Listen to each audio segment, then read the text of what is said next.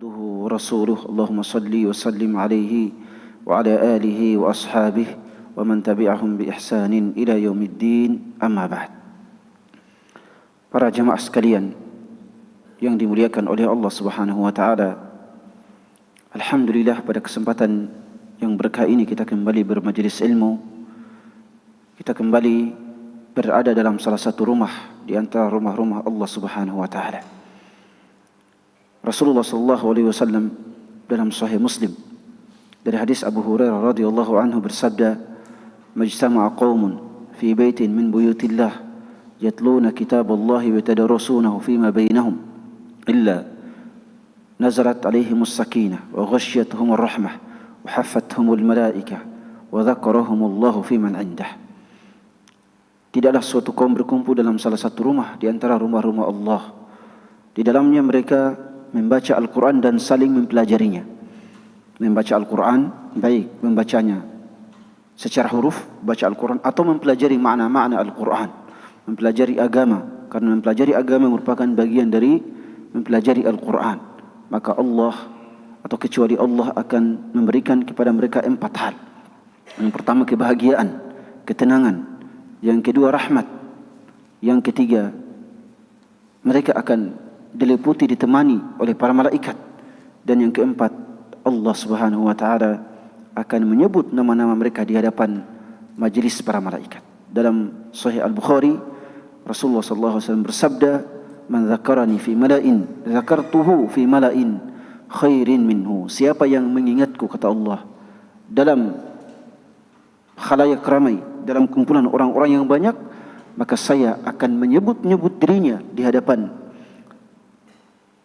khalayak yang lebih ramai, di hadapan majelis yang lebih ramai dibandingkan daripada majelisnya. Walaupun mungkin majelis kita ini ya tidak cukup 100, tapi Allah Subhanahu wa taala akan menyebut nama-nama kita di hadapan para malaikat, ya, yang jumlahnya tidak terhitung.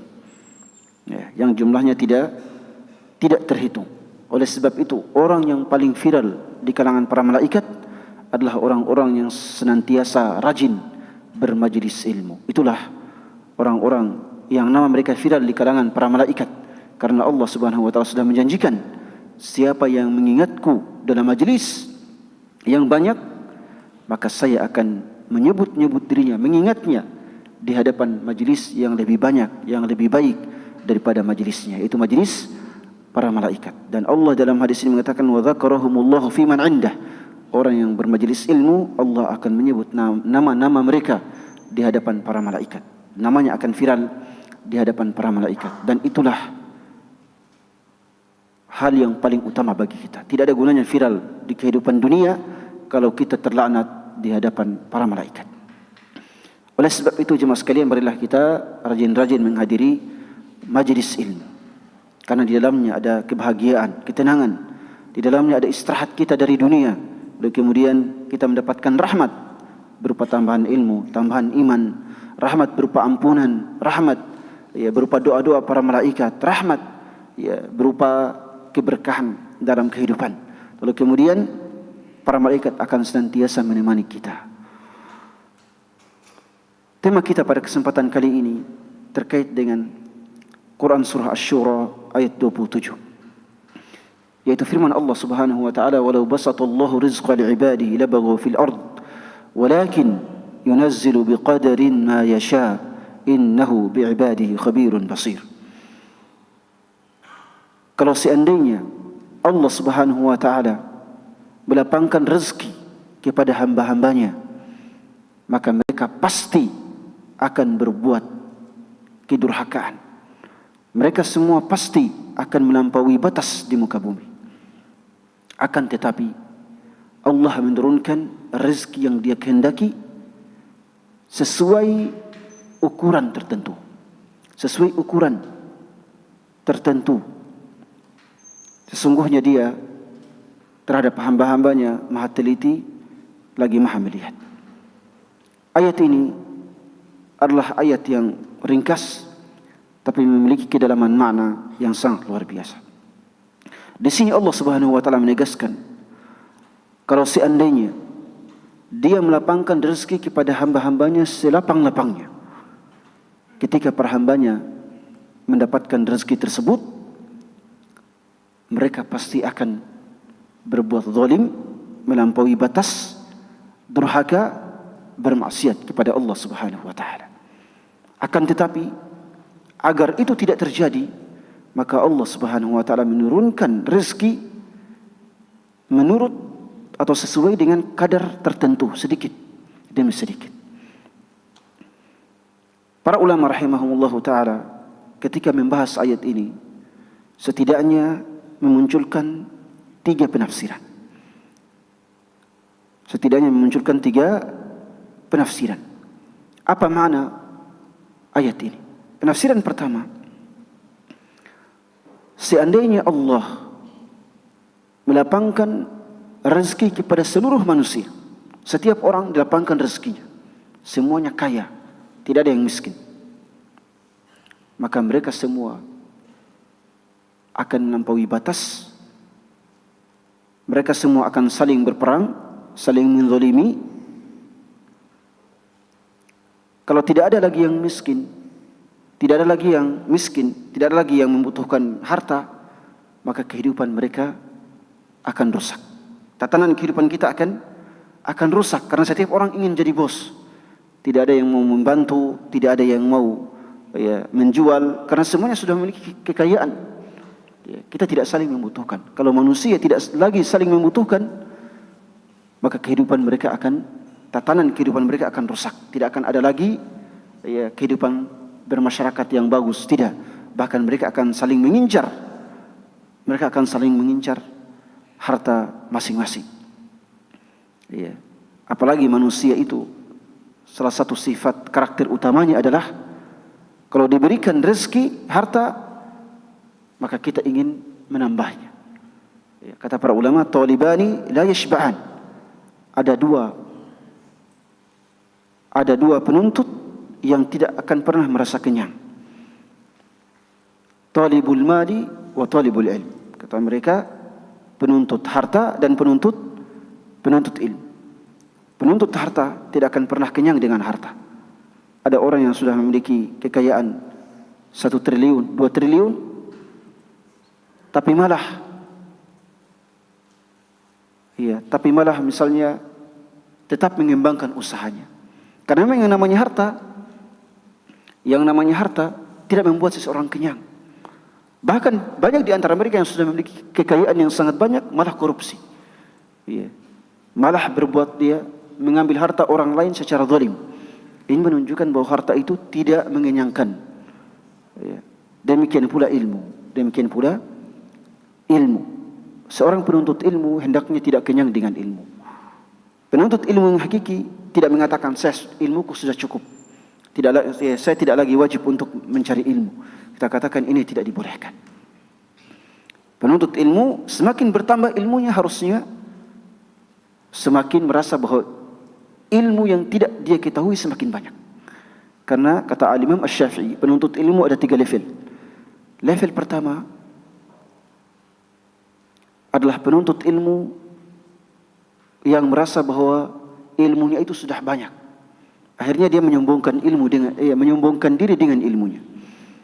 Yang kedua, level kedua adalah level penuntut ilmu yang rendah hati.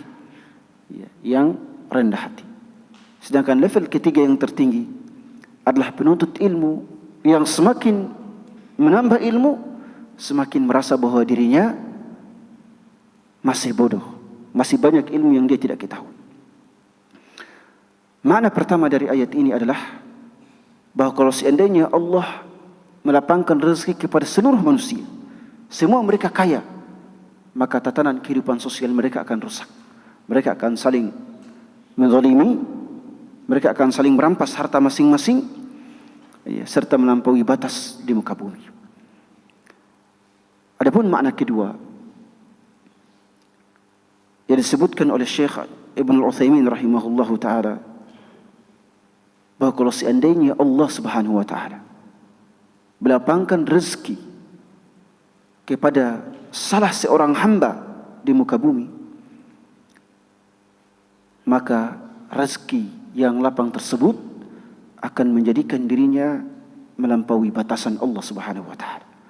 Akan menjadikan dirinya bermaksiat, akan menjadikan dirinya berbuat zalim dengan hartanya. Hal ini disebabkan karena tabiat harta itu sendiri. Tabiat harta itu sendiri adalah suka menyeret seorang hamba pada gerbang kemaksiatan. Makanya ungkapan yang sering kita ulang-ulangi adalah bahwa kalau kefakiran adalah celah menuju kekufuran, maka kekayaan adalah gerbang menuju kemaksiatan. Karena memang tabiat harta adalah menyeret seorang hamba untuk bermaksiat kepada Allah Subhanahu wa taala. Itulah tabiat harta. Dan ini ditegaskan oleh Allah dalam Al-Quran. Kalla innal insana la yatgha ar-ra'ahu istaghna. Sesungguhnya seorang manusia itu pasti durhaka. La yatgha, kata Allah. Benar-benar akan durhaka. Benar-benar akan melampaui batas. Kalau merasa dirinya, kalau melihat dirinya sudah memiliki kecukupan harta. Tentunya ini tidak semua manusia. Tidak semua manusia. Tapi kan kebanyakan manusia seperti itu. Wa qalilun min ibadiyasy syakur, kata Allah. Sangat sedikit hamba-hambaku yang bisa bersyukur. Diberikan rezeki dan bersyukur. Sangat sedikit. Ya. Wala tajidu aktsarahum syakirin, kata iblis ketika dikeluarkan dari surga, kemudian berjanji untuk menggoda kita, menyeret kita kepada kemaksiatan. Iblis mengatakan kepada Allah, wala tajidu aktsarahum syakirin. Wahai Allah, Anda tidak akan mendapatkan mayoritas hamba-hambamu itu bersyukur. Tidak. Mayoritas mereka adalah orang-orang yang kufur, suka bermaksiat dan durhaka kepadamu. Jadi tabiat harta adalah menyeret kita kepada kemaksiatan. Oleh sebab itu, orang yang diberikan kekayaan harus selalu berhati-hati. Tentunya orang yang miskin, yang kekurangan, yang tidak kaya juga harus berhati-hati. Tapi orang yang kaya harus ekstra hati-hati. Ya. Betapa banyak Allah mengisahkan orang-orang yang durhaka dalam Al-Quran. Kebanyakannya adalah orang-orang kaya. Fir'aun, orang yang paling kaya. Namrud, orang yang paling kaya. Kaum Lut, subhanallah. Ya. Lantaran kekayaan mereka sangat banyak, mereka tidak lagi membutuhkan mahar untuk istri. Cukup. Ya. Mereka sudah bosan dengan perempuan. Ya. Lantaran kekayaan mereka yang sangat luar biasa, sudah bosan dengan perempuan. Ya. Akhirnya apa? Laki-laki yang dibutuhkan. Ya. Qarun, orang yang paling kaya. Ya. Inna Qaruna kana min qaumi Musa fabagha alaihim wa atainahu minal kunuzi ma inna mafatihahu latanu bil usbati ulil quwwah idh qala lahu qaumuhu la tafrah innallaha yuhibbul farihin. Qarun, orang yang paling kaya. Kata Allah dalam surah Al-Qasas, sesungguhnya Qarun itu berasal dari kaum Nabi Musa alaihissalam. Berasal dari kaum Nabi Musa, Bani Israel.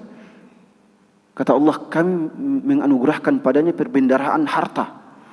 Yang mana kunci-kunci tempat hartanya, kuncinya dipikul oleh beberapa orang yang kuat. Para ulama mengatakan 40 orang. Hanya kunci hartanya. Ya. Tetapi tidak ada gunanya kekayaan itu. Ketika kaumnya mengatakan kepada dirinya, janganlah berbangga wahai Qarun. Janganlah berbangga karena harta itu semakin membuat kita bangga, maka itulah sumber kebinasaan kita. La tafrah innallaha la yuhibbul farihin. Janganlah berbangga dengan hartamu wahai Qarun, karena Allah tidak menyukai orang-orang yang berbangga dengan hartanya. Oleh sebab itu, ya, orang yang semakin bertambah hartanya, maka syukurnya harus bertambah. Kapan syukurnya semakin berkurang, maka itu pertanda bahwa dia telah melampaui batas, ya, terseret ke dalam kemaksiatan dan akan masuk pada gerbang kedurhakaan kepada Allah Subhanahu wa taala. Jadi harta ini harus kita berhati-hati dengan. Pertama, kita harus hati-hati agar tidak menyibukkan diri kita sehingga melupakan akhirat. Ya, betapa banyak orang kaya sibuk dengan hartanya dan lupa akhiratnya. Yang kedua, kita berhati-hati agar harta ini tidak menjadikan kita semakin kikir. Kita tidak menjadikan diri kita kikir dan bakhil. Wailun likulli humazatil lumazah alladhi jama'a mala wa addadah. Allah sudah mencela, binasalah, celakalah. Masuklah ke dalam neraka wail siapa orang yang suka mengumpat dan menjelek-jelekan orang lain. Juga orang yang mengumpulkan harta dan menghitung-hitungnya. Mengumpulkan harta dan menghitung-hitungnya artinya orang yang bakhil. Ya. Kenapa dia hitung-hitung? Dia hanya bukan sekedar menghitung, bukan. Dia hitung-hitung agar tidak sepeser pun disalurkan, diperuntukkan untuk sedekah dan zakat. Dia hitung-hitung agar tidak berkurang untuk pos-pos kebaikan. Orang seperti inilah yang dicela oleh Allah Subhanahu wa taala, dan kebanyakannya berasal dari orang-orang yang dilapangkan rezeki. Kita berhati-hati agar harta ini tidak menjadi keresahan kita, tidak menjadi cita-cita kita hidup di dunia. Rasulullah dalam hadis Zaid ibn Thabit dalam Musnad Ibnu Majah mengingatkan kita, man kanatid dunya hammuh farraqallahu amrah wa ja'ala faqrahu baina 'ainayhi wa lam ya'tihi minad dunya illa ma kutiba lahu. Siapa yang menjadikan cita-citanya, keresahannya hanya untuk dunia, untuk rezeki, maka Allah akan mencerai-beraikan urusannya. Urusannya tidak ada yang jadi. Tidak ada yang sempurna. Dan Allah akan menjadikan kefakiran senantiasa berada di hadapan matanya.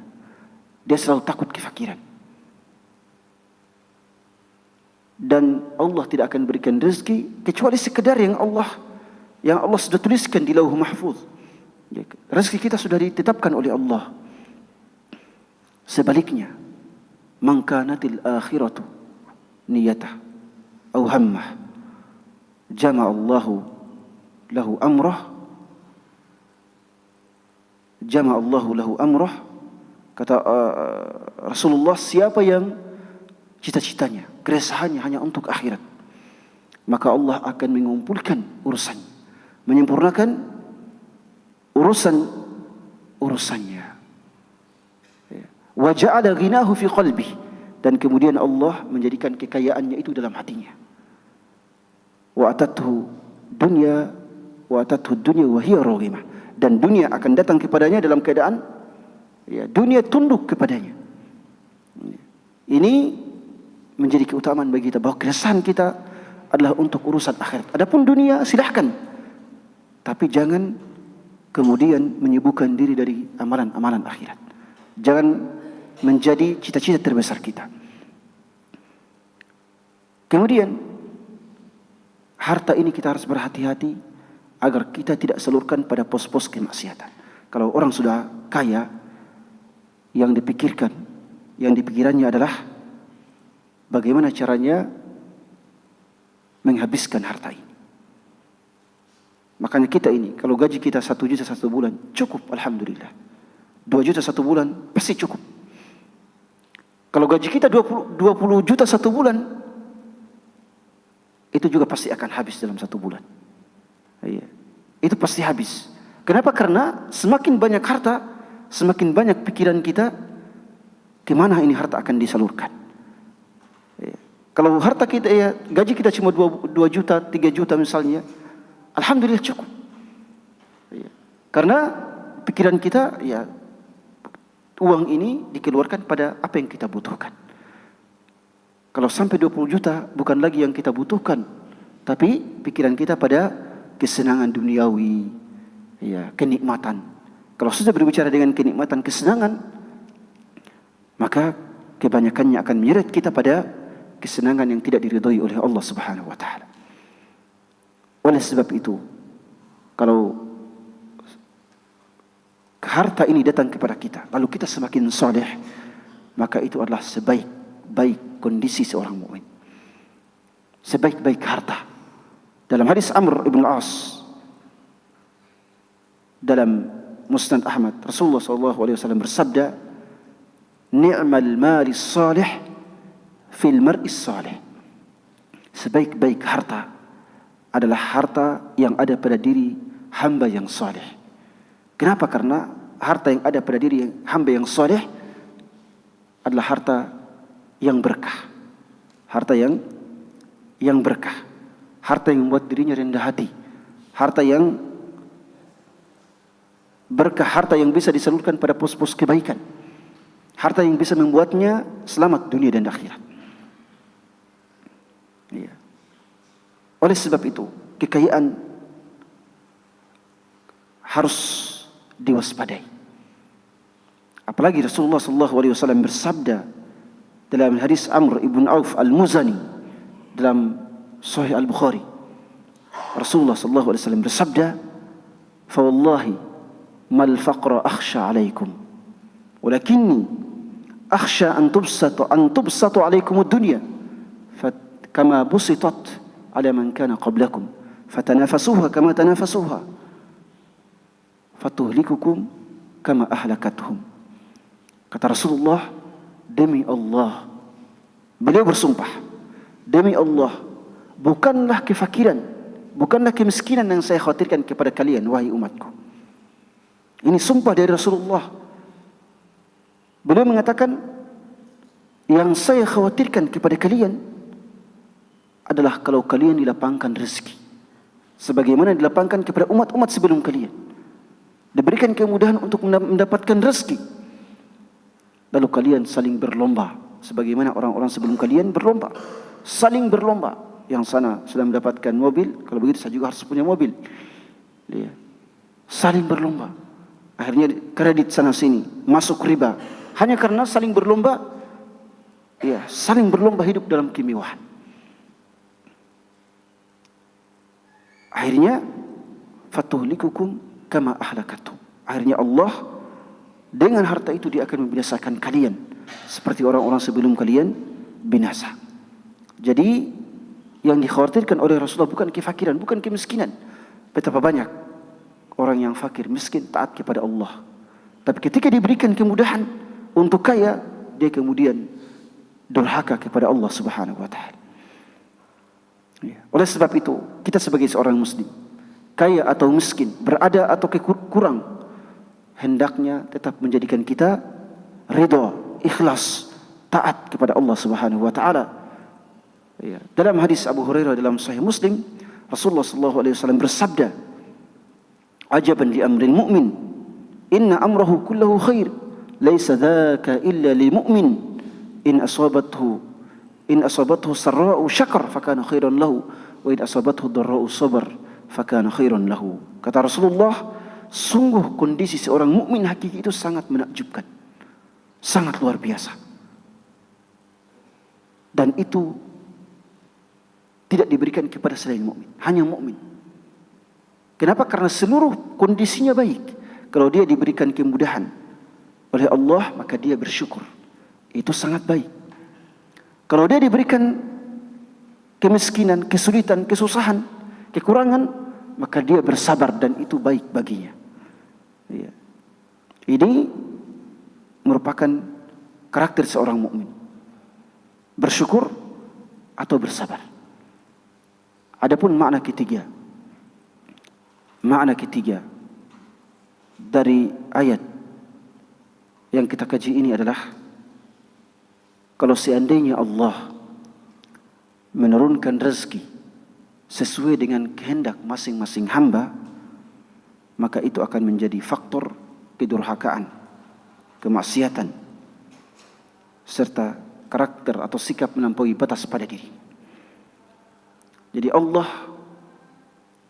menurunkan rezeki sesuai yang dia kehendaki, bukan sesuai yang kita kehendaki. Allah menurunkan rezeki sesuai yang Dia kehendaki, bukan sesuai kehendak manusia.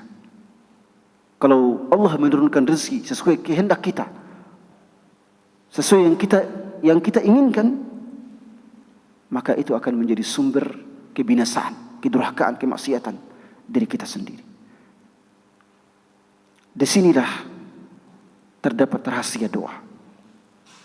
Di sini terdapat rahasia doa. Ketika kita meminta kepada Allah, ya Allah berikanlah saya rezeki, berikanlah saya anak, berikanlah saya harta, berikanlah saya yang ini, pokoknya semua disebut kebutuhan kita. Ketika kita berdoa, maka Allah Subhanahu wa taala atau kita sendiri menunggu dari Allah tiga pilihan. Pertama, Allah Subhanahu wa taala mengabulkan doa itu. Allah memberikan doa kita persis dengan apa yang kita mintai. Itu menunjukkan apa? Itulah maslahat bagi diri kita. Yang kedua, Allah menunda pengabulan doa kita. Ya, orang yang punya anak berdoa, ya Allah berikanlah saya rezeki anak. Tapi ditunda oleh Allah sampai 5 tahun, 6 tahun baru memiliki anak. Ingatlah bahwa itulah yang lebih baik bagi seorang hamba. Karena Allah tidak memberikan rezeki kepada kita semau kita, tidak. Tapi Allah memberikan rezeki menurut kehendaknya. Jadi penundaan doa, penundaan pengabulan doa itu sesuai dengan maslahat diri kita sendiri. Jadi Allah melihat, kalau saya kabulkan doanya sekarang, saya kabulkan doanya agar dia kaya sekarang, dia akan menjadi orang yang bermaksiat. Maka Allah menunda, tunda dulu. Agar dia semakin banyak berdoa, semakin soleh, semakin kuat imannya, baru 10 tahun, 15 tahun baru dia berikan kekayaan. Itu sudah pas waktunya. Allah kemudian berikan kekayaan. Jadi di balik penundaan pengabulan doa kita, permintaan kita kepada Allah tentang rezeki, tentang anak, di balik penundaan pengabulan itu ada maslahat dari Allah Subhanahu wa taala agar kita tidak binasa dengan apa yang kita minta. Iya, karena apa yang kita mintai. Jadi ketika Allah belum kabulkan, jangan kemudian mengatakan bahwa Allah zalim misalnya. Kita putus asa, tidak. Harus merasa bahwa itu maslahat yang untuk diri kita sendiri. Karena Allah lebih mengetahui maslahat diri kita. Makanya di akhir ayat Allah berfirman, "Innahu bi'ibadihi khabirun basir." Sesungguhnya Allah itu maha teliti terhadap maslahat para hamba-hambanya dan juga maha melihat masa depan hambanya. Allah maha mengetahui maslahat kita, maha mengetahui masa depan kita, sehingga Dia memberikan kita semua rezeki sesuai maslahat yang ada pada kehidupan kita. Yang ketiga, Allah tidak mengabulkan doa itu. Yang ketiga, Allah tidak mengabulkan doa. Ketika Allah tidak mengabulkan doa, maka jangan berpikir bahwa Allah menzalimi diri Anda. Tidak. Kadang Allah tidak mengabulkan doa Anda karena memang maslahatnya doa itu tidak dikabulkan. Memang maslahatnya Allah tidak kabulkan doa itu. Kalau Allah kabulkan, bisa saja itu menjadi sumber kebinasaan pada diri Anda. Anda meminta anak, tapi Allah tidak kabulkan sampai tua misalnya tidak punya anak. Memang maslahatnya ada di situ. Kalau seandainya Allah berikan rezeki berupa anak, bisa saja Anda akan lupa kepada Allah. Bisa saja Anda akan sibuk dengan Anda dan lupa dengan urusan dakwah misalnya. Bisa saja Anda mencintai anak Anda, mencintainya sehingga lupa dengan orang lain. Tapi ketika Allah Subhanahu wa taala tidak memberikan Anda anak, akhirnya kadang-kala Anda kemudian ingin punya anak tapi tidak punya anak. Allah kemudian menganugerahkan pada Anda anak-anak yang lain. Anda mengadopsi anak yang banyak, memelihara anak yang banyak puluhan, lalu kemudian mereka menjadi orang-orang yang soleh. Subhanallah. Hal yang seperti ini mungkin Anda tidak akan dapatkan kalau Anda memiliki anak. Ketika Anda tidak memiliki anak, Anda mencari jalan lain yang lebih banyak maslahatnya, manfaatnya pada diri Anda untuk urusan dunia dan akhirat Anda. Jadi betapa banyak orang yang tidak punya anak, ternyata maslahatnya memang tidak punya anak. Walaupun tentunya kita tetap berusaha untuk itu. Tapi kalau seandainya tidak ditakdirkan oleh Allah, itulah maslahat. Yakinlah bahwa itulah maslahat yang Allah ingin berikan kepada diri kita. Jangan kemudian mengira bahwa Allah menzalimi diri kita. Tapi ingat, walaupun demikian, kita tetap berdoa kepada Allah Subhanahu wa taala. Walaupun belum dikabulkan, atau mungkin kita mengira tidak akan dikabulkan, tetap berdoa kepada Allah Subhanahu wa taala agar diberikan rezeki anak, diberikan rezeki harta dan sebagainya. Tetap tetap berdoa kepada Allah Subhanahu wa taala. Kenapa? Karena Allah sudah menjanjikan bahwa doa itu walaupun tidak dikabulkan, pasti ada ganti ruginya.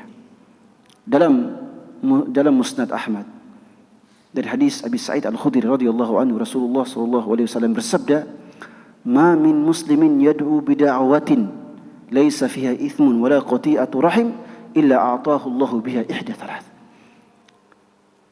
Tidaklah seorang muslim memohon kepada Allah dengan doa yang di dalamnya tidak mengandung dosa dan pemutusan silaturahim.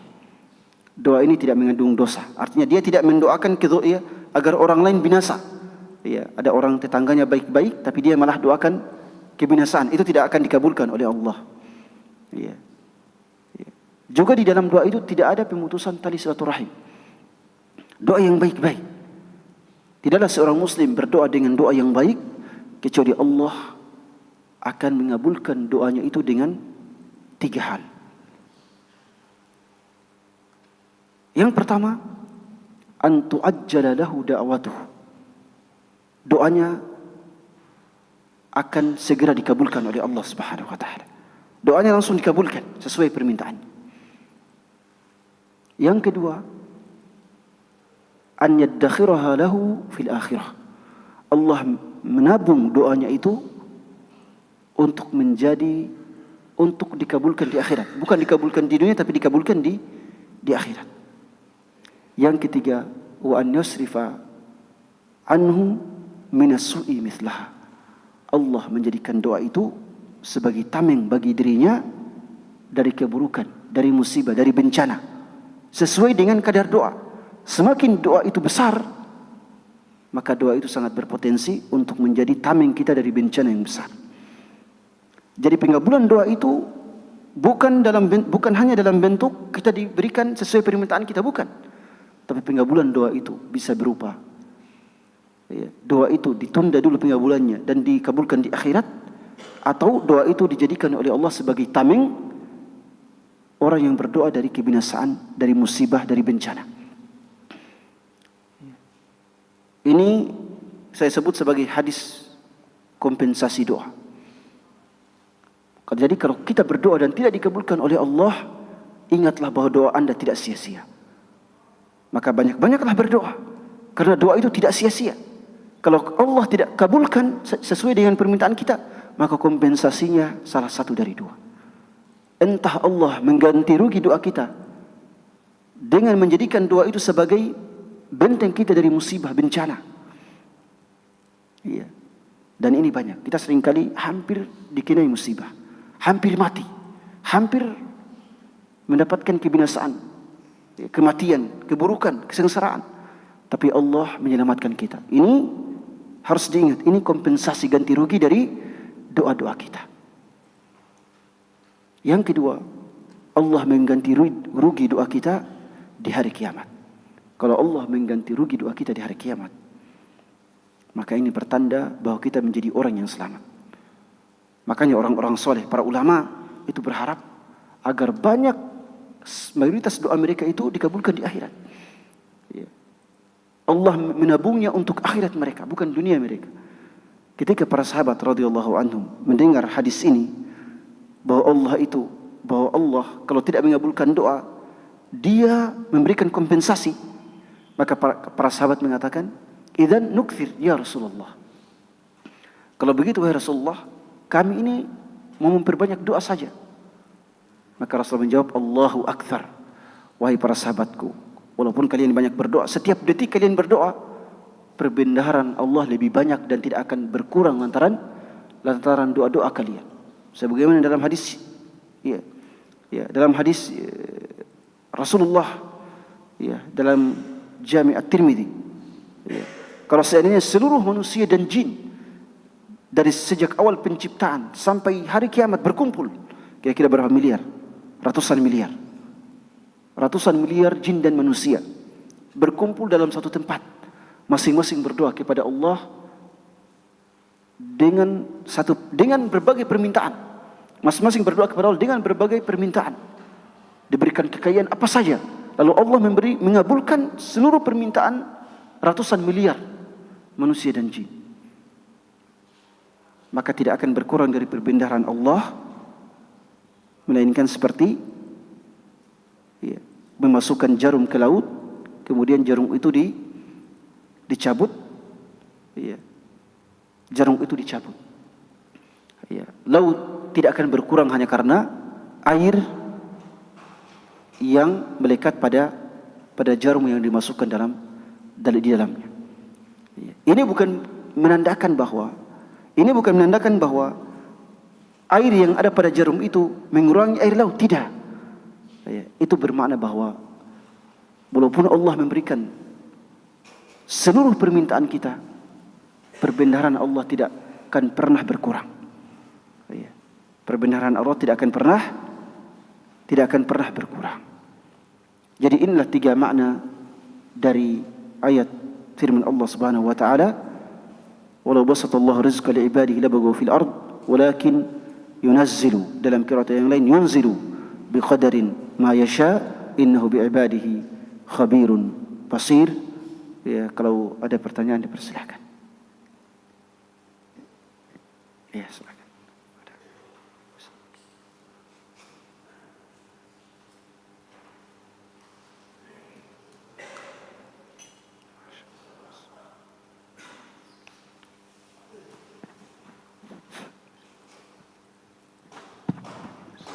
Bismillah. Terkait dengan kekayaan ataupun harta, Ustaz, bagaimana seseorang itu bisa mengetahui bahwa dirinya itu mendapatkan harta itu berkah dari Allah ataukah sebuah istidraj? Itu Ustaz. Syukran. Baik.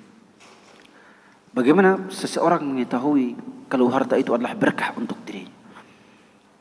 Cara yang pertama adalah harta itu didapatkan dari jalan yang halal. Kalau harta itu dari sumber yang haram, maka hendaknya melepaskan diri darinya. Itu tidak berkah. Meskipun disedekahkan, Anda tidak mendapatkan pahala apa-apa. Kalau digunakan untuk haji, umroh, hajinya tidak mabrur. Hajinya tidak mabrur, bahkan mungkin tidak ada pahalanya. Jadi pertama harus dilihat sumber harta itu halal atau haram. Kalau halal, insya Allah berkah.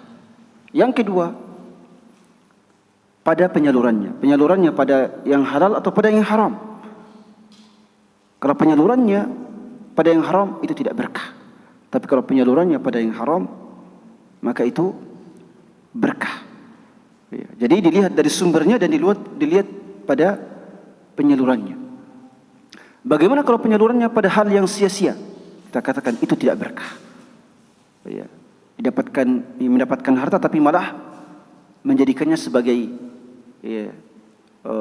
sumber kemewahan, sarana untuk berfoya-foya, sarana untuk memberikan kemewahan pada diri sendiri. Kita katakan itu adalah hal yang sia-sia dan menunjukkan harta kita tidak berkah. Jadi dari mana sumbernya dan kepada apa disalurkan? Karena dua hal ini yang akan Allah tanyakan pada kita di hari kiamat. Kan pada hari kiamat, dalam hadis yang sahih, Rasulullah bersabda, la tazul qadama 'abdin yawmal qiyamah hatta yus'ala an arba'. Ya, jadi kaki kita tidak akan beranjak ketika dibangkitkan sampai ditanya pada 4 perkara. Di antara pertanyaannya adalah wa an malihi min aina iktasabah wa fima anfaqah. Tentang hartanya, dari mana sumbernya dan kepada apa dia salurkan. Ya, itu kita akan ditanya tentang hal itu. Jadi harta yang berkah adalah harta sumbernya yang halal, yang memiliki sumber yang halal dan disalurkan pada pos-pos kebaikan, untuk nafkah keluarga kita, untuk sedekah, untuk membantu orang lain, ya, dan ya, pos-pos kebaikan yang lain. Kemudian itu untuk harta. Kemudian selanjutnya adalah kita lihat pada diri kita. Kalau semakin kita mendapatkan rezeki, kita semakin taat dan bersyukur, ingatlah bahwa harta itu membawa keberkahan bagi diri kita. Tapi ketika semakin kaya, semakin harta kita bertambah, kita semakin jauh dari Allah. Semakin sedikit mengingat Allah, maka ingatlah bahwa harta itu tidak lagi berkah pada diri kita, bahkan semakin menjauhkan diri kita dari Allah Subhanahu wa taala. Oleh sebab itu semakin banyak harta, semakin kaya, hendaknya semakin rendah hati. Ya, semakin terendah hati, dan tidak perlu kemudian memunculkan kemewahan di hadapan orang lain. Ya, tidak perlu memunculkan kemewahan di hadapan orang lain, tidak perlu dimunculkan. Semakin terendah hati. Barakallahu fikum.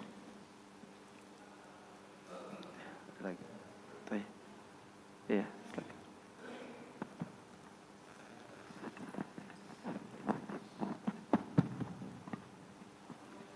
Assalamualaikum warahmatullahi wabarakatuh. Waalaikumsalam. Dikatakan bahwa sedekat-dekatnya hamba kepada Allah Subhanahu wa taala adalah pada saat sujud. Maka perbanyaklah doa.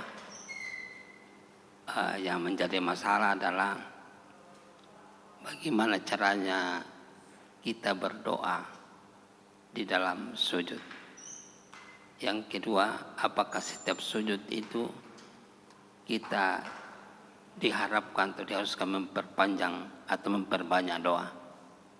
Saya kira itu. Bismillahirrahmanirrahim. Masya Allah, ini pertanyaan yang bagus ya. Kita disunahkan untuk berdoa dalam sujud. Kita disunahkan untuk berdoa dalam sujud. Ya. Ini merupakan sunnah Rasulullah SAW. Rasulullah kalau sujud itu lama. Bahkan beliau memerintahkan ini. Sebagaimana dalam hadis yang sahih dalam Sahih Al-Bukhari, Rasulullah bersabda, "Aqrabu ma yakunu bainal 'abdi wa rabbih fi sujud, fa'akthiru fihi ad-du'a." Momen yang paling dekat antara hamba dengan Tuhannya ketika dia sujud, maka perbanyaklah di dalamnya untuk berdoa kepada Allah Subhanahu wa taala. Maka marilah kita banyak-banyak berdoa kepada Allah Subhanahu wa taala dalam sujud-sujud kita. Doa apa saja. Ya, kalau bisa bahasa Arab, maka hendaknya tetap berdoa dengan bahasa Arab. Tapi kalau tidak bisa, ya silakan dengan bahasa apa saja. Tapi kalau bisa bahasa Arab, hendaknya dengan bahasa Arab. Untuk kehati-hatian. Ya, tapi kalau tidak bisa, silakan berdoa dengan bahasa apa saja. Rasulullah kalau sujud malam, kalau sujud dalam sholat sunnah, beliau selalu memperpanjangnya. Ya, selalu memperpanjangnya. Kenapa? Karena beliau meminta kepada Allah dengan banyak permintaan. Adapun dalam sholat wajib, apalagi menjadi imam, maka hendaknya ya jangan memperpanjang sujud. Ya, cukuplah kalau jadi imam, ya ketika membaca subhana rabbiyal a'la 3 kali atau subhanakallahumma rabbana bihamdika allahumma ighfirli satu kali. Setelah membaca itu, cukuplah sebutkan satu permintaan kepada Allah atau 2 permintaan saja. Ya, lalu kemudian bangun. Karena kalau kelamaan sujud, ya itu problem juga bagi jamaah. Nanti dikira ini imam ya pingsan, meninggal, ya. Ya, itu ada kisahnya seorang syekh. Ada kisah seorang syekh di Mekah salat di Ka'bah. Di sampingnya ada orang yang bersujud. Ada orang yang sujud. Syekh ini duduk di itu salat, kemudian beliau membaca Quran, berzikir. Tapi orang di sampingnya tidak pernah bangun dari sujud. Ya, sampai 50 menit dia bersujud. 50 menit dia bersujud. Syekh sudah ragu.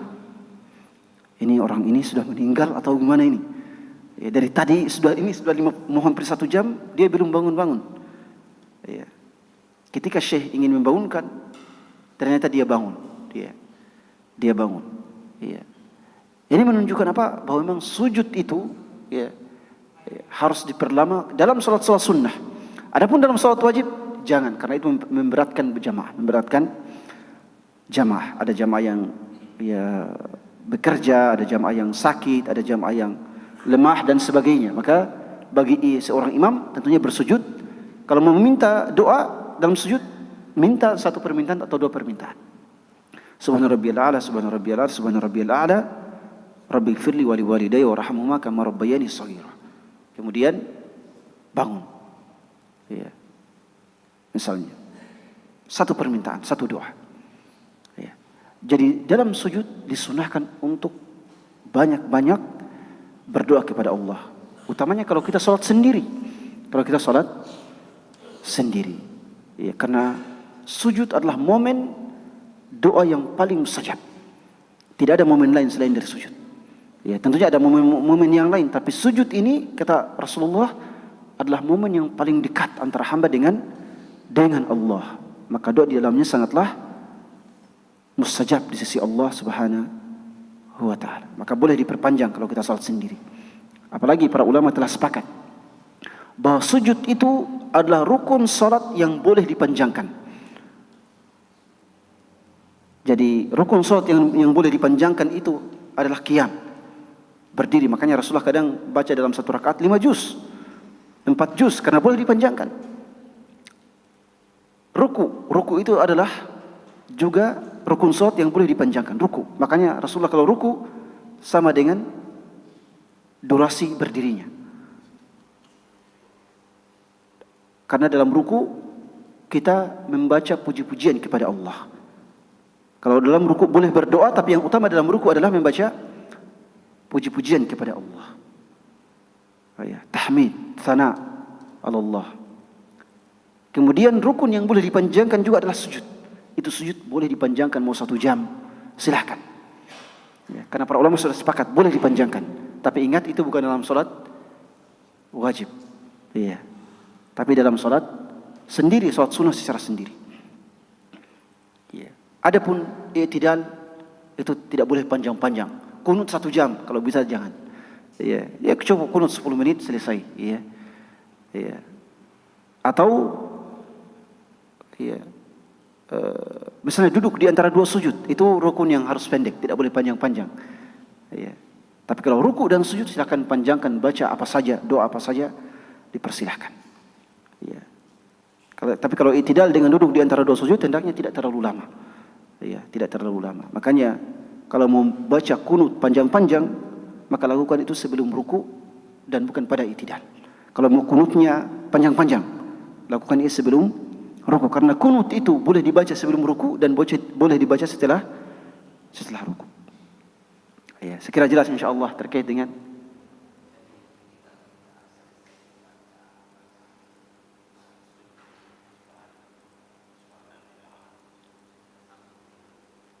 ya, silakan disambung dengan doa yang lain. Ya, jadi setelah membaca zikir, jadi yang diprioritaskan adalah zikir sujud.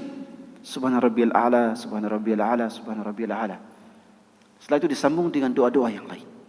Doa apa saja silahkan meminta kepada Allah Subhanahu wa taala. Ya, apalagi doa dalam sujud adalah doa yang sangat luar biasa. Ya. Saya kira ya jarang orang yang berdoa dalam sujud kecuali dia sangat khusyuk. Ya. Jadi doa dalam sujud adalah doa yang sangat khusyuk karena kita merendahkan diri kepada Allah Subhanahu wa taala. Ya, jadi doa ini lebih pantas untuk dikabulkan oleh Allah Subhanahu wa taala. Maka banyak-banyaklah berdoa dalam sujud. Ya, barakallahu fiik.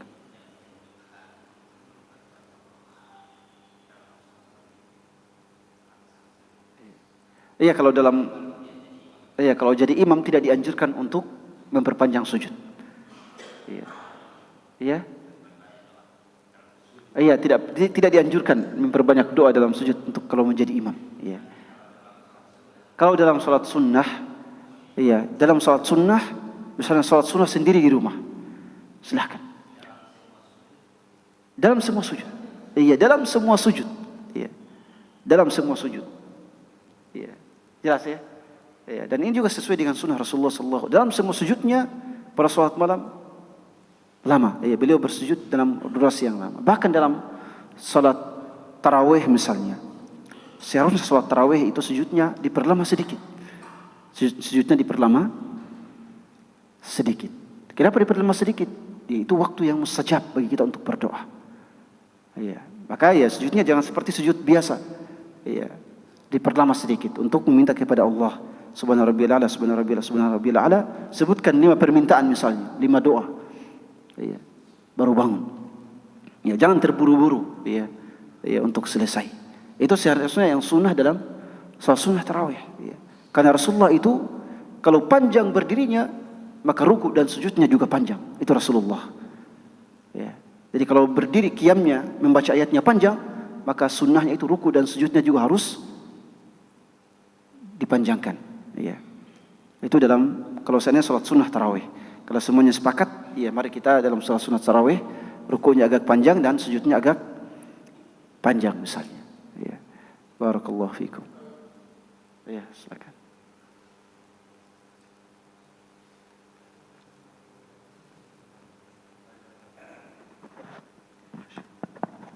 Ya, syukuran atas kesempatannya. Tadi disampaikan bahwa jangan kekayaan dunia sebagai atau dunia sebagai cita-citanya dalam hidup, tapi adalah menjadikan akhirat. Bagaimana dengan doa Rabbana atina fid dunya hasanah wa fil akhirati hasanah? Itu kan minta, ya. Bagaimana hubungannya dengan itu? Baik, ya. Kita berdoa kepada Allah, Rabbana atina fid dunya hasanah wa fil akhirati hasanah wa qina adzabannar. Kita meminta kebaikan di dunia dan kebaikan di akhirat. Ya. Ini menunjukkan bahwa cita-cita utama kita di akhirat. Karena kebaikan dunia itu tidak dianggap sebagai sebuah kebaikan kecuali kalau ia digunakan sebagai sarana untuk akhirat. Jadi dunia harta kita itu tidak dianggap sebagai hal yang baik kecuali kalau digunakan sebagai sarana untuk akhirat. Jelas ya? Jadi kebaikan di dunia artinya keberkahan, rezeki, kebahagiaan hidup, ya. Kebahagiaan hidup, kemudian ketaatan, keistiqomahan, dan juga kebaikan di akhirat. Kan dalam ayat ini doa dalam Al-Quran. Ya. Rasulullah SAW, Allah SWT berfirman, wa minan nasi man yaqulu rabbana atina fid dunya wa ma lahum fil akhirati min khalaq. Di antara manusia ada yang berdoa kepada Allah, ya Allah berikanlah saya kebaikan di dunia saja. Orang yang seperti ini yang hanya berdoa kebaikan dunia, di akhirat Allah tidak akan berikan bagian apapun. Karena cita-citanya hanya dunia. Ya. Wa minhum man yaqulu rabbana atina fid dunya hasanah wa fil akhirati hasanah wa qina adzabannar. Ya.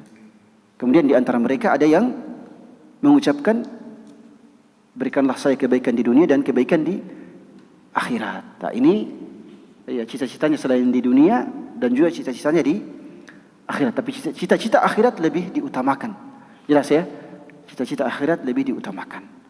Ya, dan orang seperti inilah yang Allah Subhanahu wa taala berikan berikan keridhaan, ya, berikan pahala, ya, berikan kehidupan kebahagiaan di dunia dan di akhirat.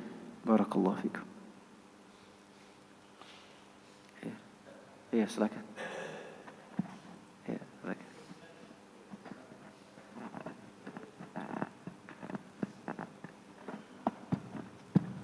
Assalamualaikum warahmatullahi wabarakatuh. Assalamualaikum.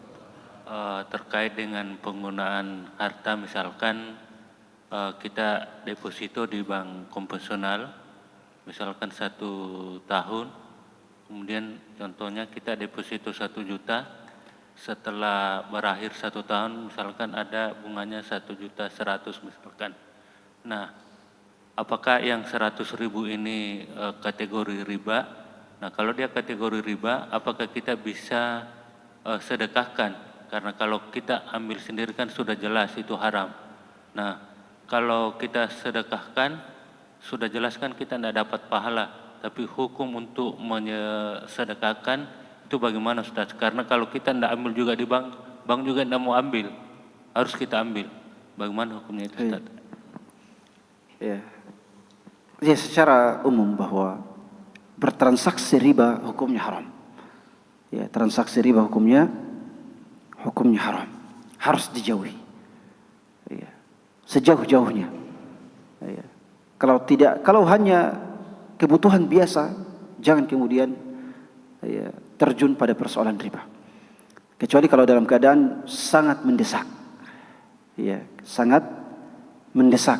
Maka itu ya silakan tanya ustadz, pergi ke ustadz atau ke ulama, tanyakan kepada mereka bagaimana hukumnya saya ini sangat mendesak, apakah saya boleh ya, deposit, boleh kredit di bank atau tidak. Tanyakan, jangan kemudian memikirkan hanya hanya memikirkannya sendiri, jangan. Ya, saya punya problem, lalu pikir sendiri, jangan. Karena Anda mungkin tidak tahu apakah itu maslahat atau mudarat. Tanyakan kepada orang yang lebih berilmu. Wahai Ustaz, apakah ini hukumnya boleh atau tidak? Ya, jadi tidak boleh terjun pada persoalan riba kalau hanya sekedar butuh. Itu dosa besar, kecuali kalau ke dalam keadaan darurat. Kalau sudah dalam keadaan darurat, kemudian ada ribanya di situ, maka uang tambahan yang berupa riba itu ya hendaknya tidak boleh kita makan. Silakan disalurkan di mana saja. Ya, disalurkan, ya disedekahkan. Ya, sebagian ulama mengatakan disedekahkan pada pembangunan sarana yang tidak mulia. Ya, WC misalnya. Ya, WC atau hal-hal yang lain. Ya, tempat pembuangan sampah misalnya. Ya. Tapi ada juga mengatakan disalurkan ke mana saja. Ya, disalurkan ke mana saja. Ya, intinya kita salurkan, sedekahkan, dan kita sendiri tidak memiliki pahala apa-apa. Ya. Tapi wajib memang disedekahkan, wajib disalurkan, dan wajib tidak kita gunakan. Harus disalurkan kepada pos-pos lain, tetapi kita tidak punya pahala apa-apa karena itu berasal dari harta yang haram. Ya. Jadi ya ini sebagai memang sebagai peringatan juga bagi kita semua, karena zaman sekarang orang bermudah-mudahan itu untuk transaksi riba, ya tidak terpaksa, tapi transaksi riba demi untuk hal-hal lain. Ya, oleh sebab itu ya hendaknya terus berhati-hati agar tidak masuk dalam jeratan itu. Ya, jadi kalau dapat deposit 100.000 harus disalurkan. Ya. Anda berpahala atau tidak, ya, jangan berpikiran itu. Yang penting Anda harus selamatkan diri dari uang tersebut. Barakallahu fikum. Ya. Sudah selesai ya? Baik, barakallahu fikum wa jazakumullahu khairan. Subhanakallahumma rabbana wa bihamdik, asyhadu an la ilaha illa anta astaghfiruka wa atubu ilaik, wa akhiru da'wana alhamdulillahi rabbil alamin. Wassalamualaikum warahmatullahi wabarakatuh.